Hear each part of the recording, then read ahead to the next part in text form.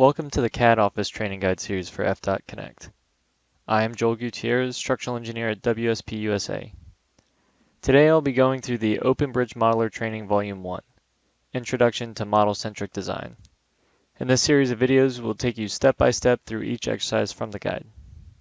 In this session, we'll continue to go through Chapter 6 and work through Exercise 6.3. The topics covered in this video include further background into the plans development aspects of Open Bridge Modeler, and specifically we'll be learning how to create a plan and elevation sheet. Through doing that, we'll learn how to work with the place name boundary tool, and we'll gain some experience working with a profile model. Let's begin. So in our previous videos covering the exercises in Chapter 6, our main focus has been specific components of the bridge. We've taken a typical section of the deck, we've looked at taking different views of an intermediate bent, and we've also taken a section view of a end bent. For this exercise, we'll be learning how to create one of our more important sheets in any bridge plan set. That would be our plan and elevation sheet for the overall bridge. So to get the process started for creating any new plan sheet, we know that our first step is to create a sheet file. As we've gone through that in our videos for exercise 6.1, I'm just going to quickly go through it here. The one piece of information that's different than exercise 6.1 is we'll be selecting our plan and elevation base file name. So the rest is the same. We'll just create that.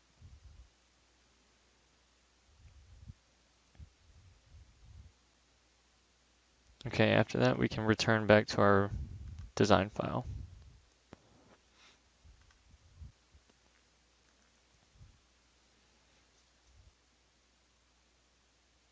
So to set up our plan and elevation sheet, the tool we'll be using is the Place Name Boundary tool, which is found up in the Analysis and Reporting tab under the Drawings group. This tool will create boundaries for your sheets based along whatever alignment we select. So the first thing we'll do before even starting on the Place Name Boundary tool is to make sure that we have our 2D alignment file toggled on, just to make it easier for us to make sure we're selecting the correct alignment. We'll turn off the 3D alignment file. Okay, from here we can now go to our Place Name Boundary tool. So once our box pops up, you can see the different types of ways our boundaries can be used. So the first one is a plan view, and that's just drawn along an alignment. This is a plan view, but done by selecting elements. The next is the profile, which is what we'll be using for our elevation view. And then also we have cross sections that we can cut. So when we're setting up the plan and elevation sheet, the first boundary we're going to want to create is the plan view boundary. So we'll make sure that we're selecting the civil plan. And the next step will be to select which drawing seed we're going to use. When we open this up, you'll notice that we have two different options. We have P&E plan and just regular plan. If we select plan, the plan view will take up the full sheet size, whereas the PE plan, which serves as our plan and elevation drawing seed, for that drawing seed, the plan view will be placed in only the top half of the sheet like we're hoping for. Okay, so next we have a few different options that we can set. For our detail, we'll leave this at 1 inch to 20 feet. And then we want to set a length that we're sure our bridge will fit within. So for our boundary, we're just going to set this length to be 250. That should encompass the full length of our bridge. And then the offsets, you just want to make sure that they're wide enough to capture the full width of the bridge. So 48 feet to either direction should work for that boundary size. Okay, so our next step is to select the alignment that we're going to be working off of. That will be our PGL left. And we want to set the starting point of our boundary just before the start of the approach slab. So select there, and you'll notice that you can see the limits of our boundary now, this dashed red line. Then as I run my cursor up and down the alignment, you can see that if I place the end point for our drawing anywhere within the first boundary, we'll only get one sheet. However, if we go beyond the end of that, the program will automatically create additional sheets. So you can see I'm up to three different sheets now, but we only want one sheet, so we'll just make sure that we are selecting within our first boundary. Okay, and then lastly, you want to make sure that the create drawing is toggled off because we still have to create our named boundary for our elevation view. Okay, and now we can left click to accept. So now that we've created our named boundary for our plan view, you can see it in both windows, the isometric and the top view, as this red box here. That's the boundary that we're going to be using to create the plan view in our sheet. So our next step is going to be to create the elevation view. This step's a little bit more involved. So the first thing we're going to do is open up a profile model. So let's open up a new window. We'll just choose window 3. We'll shrink this a little bit. And what we do is go up to the Civil tab, and we're going to head over to the vertical group. Under here, there's a tool for us to open up a profile model. So we'll go ahead and click on that. And now we're asked to select what plan element we want to have a profile of. So we're going to be using the same alignment that we use for our plan view. And then once we've selected that alignment, we're going to click within this window here, this View 3 window. And now you'll see our profile pop up here. So now that we have a profile shown, what we actually want in our elevation view is to show our bridge. So in order to do that, we need to select the 3D cut option here. This is just going to take a cut of our bridge along the profile. So first we'll just exit out of the Open Profile Model tool just by going to the Element Selection tool. And now we'll just go ahead and click on the Create 3D Cut tool. So now we're going to be prompted to select how we want our 3D cut to be placed. You can either just click the limits of it, or you can select the full option. It'll give you the entire profile. We know the general vicinity of our bridge, so we'll just go ahead and do the placement by corners.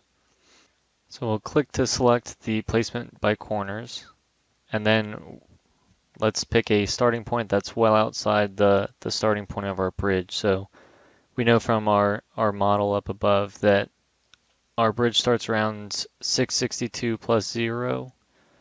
So let's just pick a location right around 661. And then we'll continue that beyond 664 because that's around the end of our bridge. You also may notice that in the plan view shown in the View 1 window in the top left, that there's a dashed blue line that runs perpendicular to our alignment.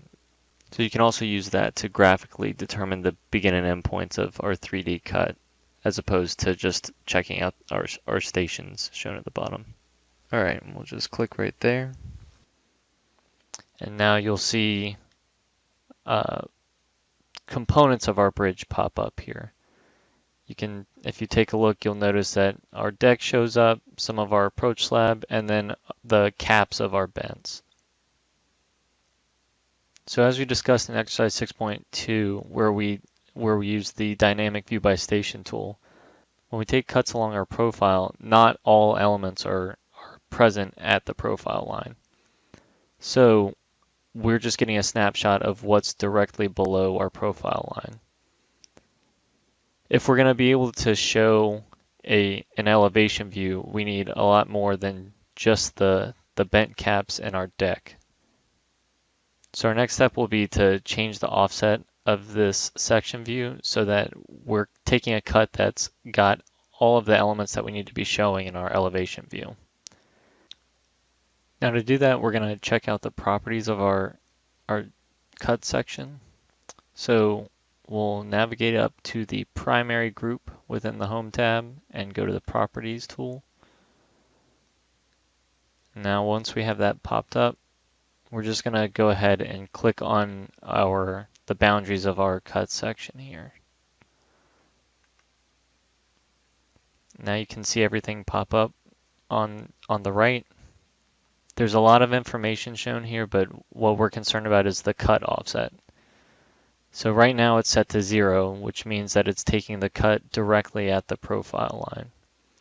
If we go ahead and change this to say 4'6", which is the approximate location of our first beam to the right, and hit tab, it's going to have a new location for that cut. Now it won't populate until you go ahead and refresh the cut. So we're going to have to go and say refresh 3D cut. And now we'll see all the components that we want in our elevation view. Okay, so before we move on to placing our named boundary for our profile view, I just want to touch on the cut section here. When you place the boundaries of your cut section, you may or may not have placed the bottom of it far enough down to go beyond your piles. So if you didn't, it's an easy fix. You can just go ahead and click on it and then select the bottom and just move it down until you're far enough away from the base. So now I have the bottom of my cut section beyond the bottom of the piles. So going forward, if you ever need to change any kind of sections or saved views, you can do it just by clicking and dragging a lot of the time. Okay, so now we can go ahead and move on to placing the name boundary for the profile view. The process will be pretty similar to how we did our plan view. We'll just go ahead, go to the Analysis and Reporting tab, and head over to the Place Name Boundary tool. So next, make sure that we're on our profile option. And similarly to the plan view, we're going to select the PE elevation, and that'll place the elevation view in the bottom half of our sheet. We'll keep the same scale as our plan view.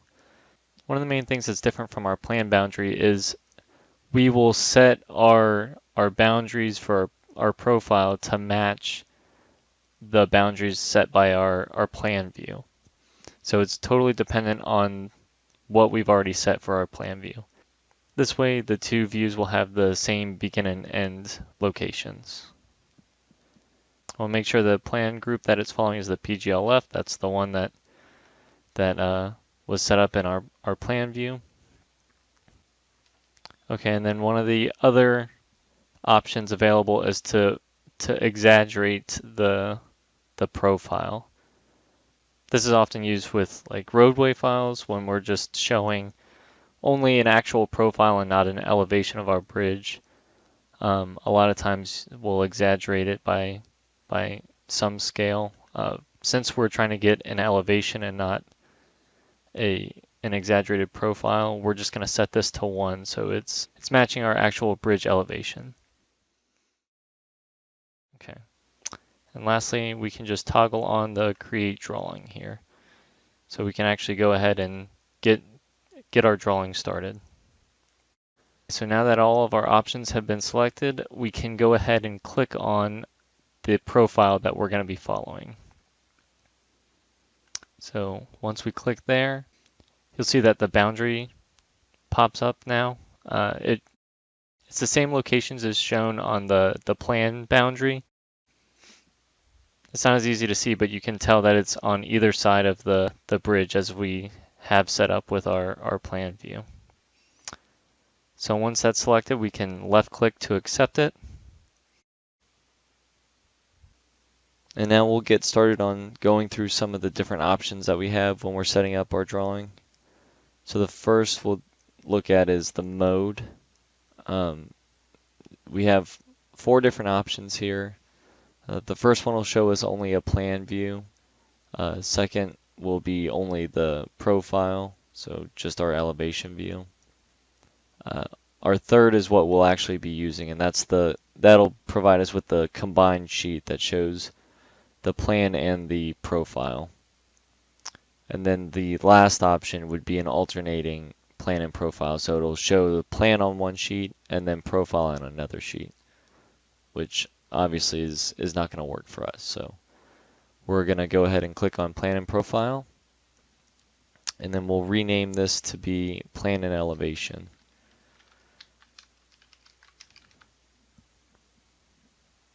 Okay, so next you can see that we have the correct drawing seeds shown here. For our plan view, we have the PE plan, and the elevation view uses the PE elevation drawing seed, both of which we set up in our earlier steps. All right, so next, as we have in our past Chapter 6 exercises, we'll go ahead and start choosing the file that we're going to be sending all of our models to. So we'll toggle all of these on, and we'll go to our structures folder.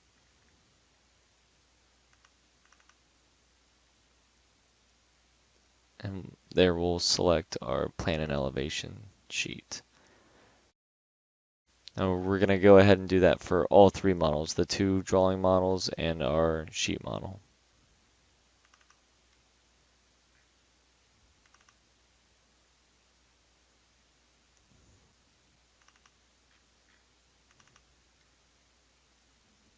Alright, now one thing you may notice is that some of the information in the sheet model underneath the elevation view is grayed out over here. Since the goal of this exercise is setting up a combined sheet for the plan and elevation, that means we only need 1 sheet model. So therefore, the drawing model for our elevation view is also going to be sent into this same sheet model over here. So that makes this information unnecessary. Now we can just double check our scales. Looks like we're all good. And lastly, we'll go ahead and change our annotation groups up here. So the annotation groups are just going to provide us with some basic information from our model, such as the plan view will show our north arrow, and then our annotation group for the elevation is going to show us our elevation tick marks, which is helpful when we're setting up our final drawing. Alright, so once we're done and satisfied with all of our different options, we can go ahead and create all of our models.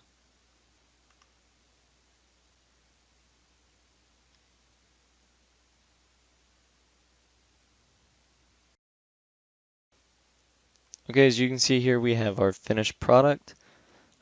We show our plan view up at the top, and then our elevation view down at the bottom, as we would see for a traditional plan and elevation sheet. We can find the 2 drawing models that make up our sheet model by going down to the Active View Groups drop-down list and then selecting our first drawing model here. So we see that that's the plan view. Here's where we can do any kind of annotation or dimensioning for when we're finalizing the actual plan sheet. You can refer to the videos that we've done on exercise 6.1 for a little more in-depth info how to do any kind of dimensioning. One other thing you'll notice is that this north arrow pops up in here. That's a product of the annotation group that we selected when we were creating the drawing.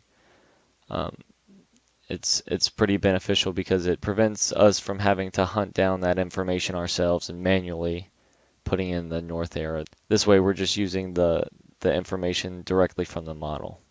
So likewise, we can go take a look at the elevation drawing model here.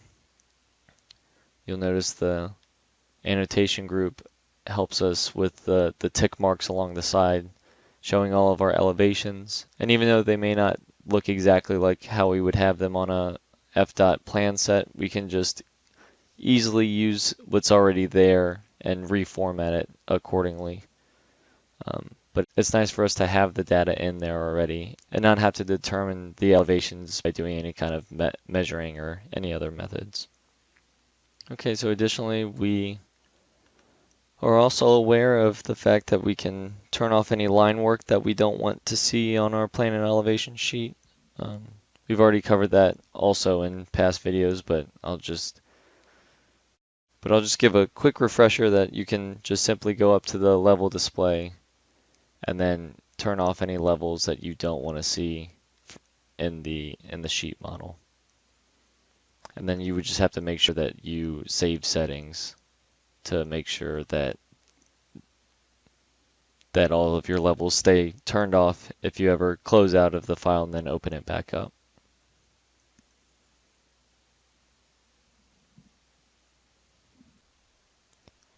Thank you for joining me today for the CAD Office series for FDOT Connect.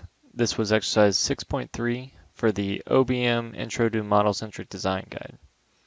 In the next video, we will work through exercise 6.4 and learn how to use text favorites and saved views to create a 3D view.